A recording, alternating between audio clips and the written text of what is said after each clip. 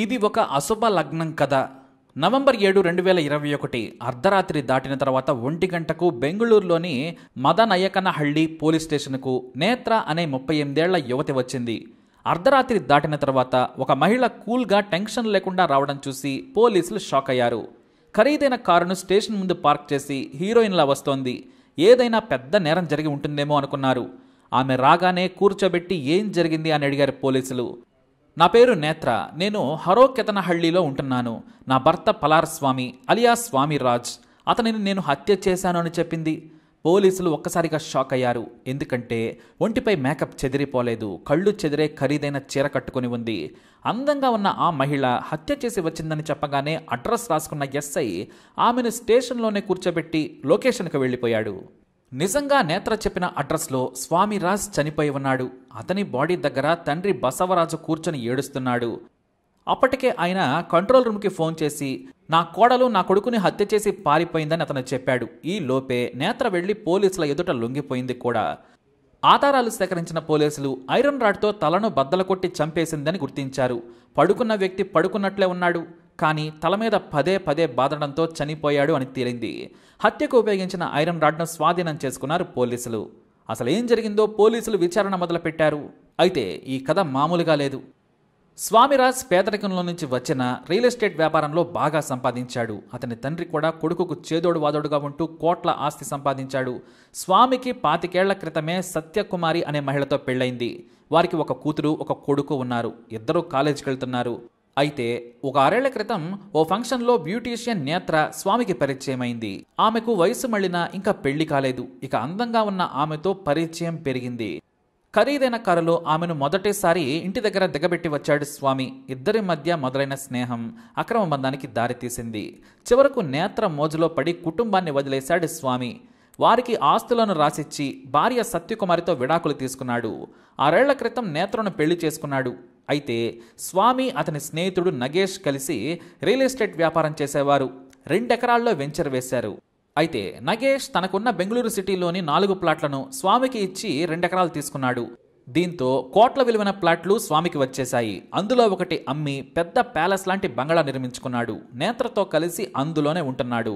ఇక ఇది ఇలా ఉండగా స్వామి గత కొద్ది నెలల నుండి తన స్నేహితుడి భార్యపై కన్నేశాడు. అంతేకాదు సదరు స్నేహితుడికి కూడా బ్యూటీషియన్ నేత్ర నచ్చేసింది. అంటే వీరిద్దరి భార్యలు ఒకరికొకరు నచ్చారన్నమాట. ఇద్దరు ఒప్పందం ప్రకారం మద్యం తాగుతూ సరదాగా కొన్నాళ్ల పాటు భార్యలను మార్చుకుందాం అనుకున్నారు. ఇద్దరికీ ఆ ప్లాన్ నచ్చింది. సరికొత్త మహిళతో శృంగారాన్ని కొత్తగా ఎంజాయ్ చేయవచ్చు అనుకున్నారు. తన భార్య నేత్రను నీ దగ్గరకు పంపుతాను, నీ భార్యను నా దగ్గరకు పంపమని అడిగాడు. అందుకు స్వామి స్నేహితుడు కూడా ఒప్పుకున్నాడు. అయితే స్వామి దగ్గర చాలా డబ్బుందనో లేదో ఏదో కానీ అందంగా ఉండే అతని స్నేహితుడి భార్య సైతం దీనికి ఒప్పుకుంది. ఎన్ని రోజులైనా సరే స్వామితో గడుపుతానని సదరు మహిళ చెప్పింది. నెల రోజుల వరకు మనకు కావలసినట్లుగా భార్యలను మార్చుకుని ఎంజాయ్ చేద్దాం అని స్వామికి చెప్పాడు అతని స్నేహితుడు. ఇక అవతల వైపు అంతా సిద్ధమైపోయింది. ఒక్క ఫోన్ చేస్తే స్వామి ఫ్రెండ్ తన భార్యను పంపుతాడు.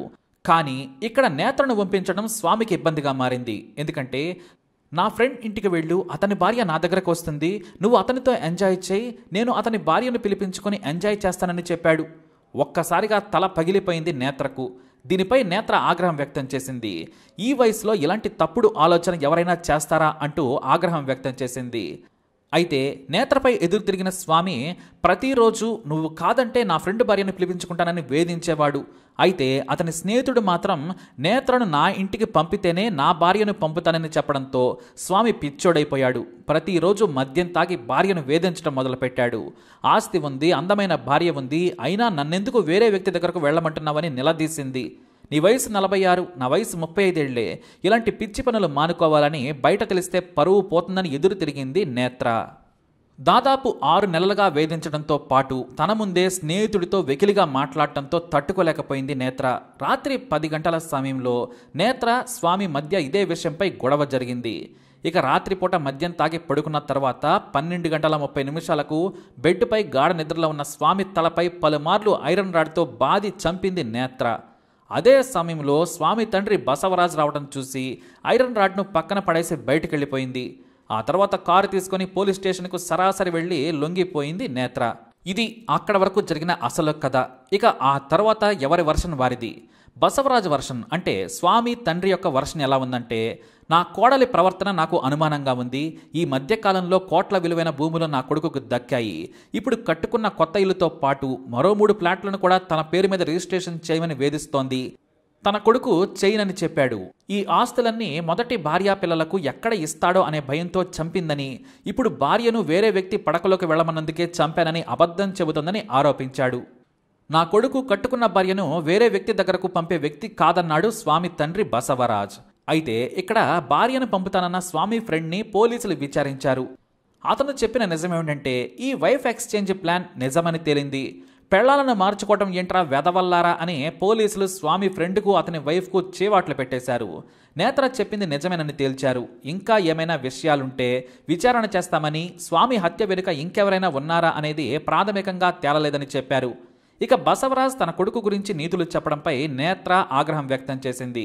పెళ్ళాం పిల్లలు ఉండగానే వారిని వదిలేసి నన్ను పెళ్లి చేసుకోలేదా?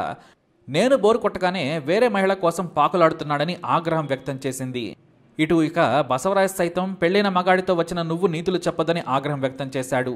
తాను హత్య చేసి జైలుకు వెళితే ఆస్తులను నేనెలా అనుభవిస్తాను అని నా ఆత్మాభిమానాన్ని అవమానించొద్దు అని నేత్ర ఆగ్రహం వ్యక్తం చేసింది.